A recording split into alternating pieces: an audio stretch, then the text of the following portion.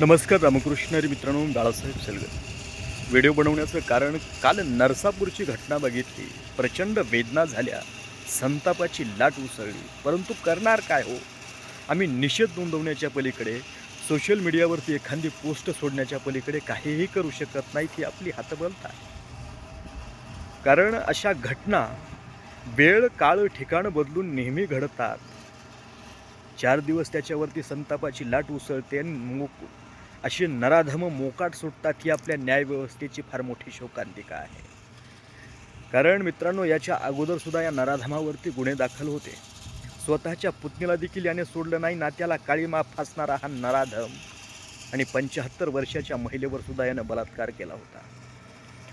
मित्रांनो, या 4 वर्षाच्या चिमुकलीला त्याने हाताला धरून गोठ्यामध्ये नेलं आणि तिच्यावरती अत्याचार केला. अत्याचार केल्याच्या नंतर त्याचं भागलं नाही. तिनं त्याच्या डोक्यामध्ये दगड घातला आणि इतकं करून त्यांनी शेणाच्या ढिगाऱ्याखाली असणाऱ्या त्या मुलीला दडपून टाकण्याचा प्रयत्न केला. किती ही मानवतेला काळीमा फासणारी घटना आहे.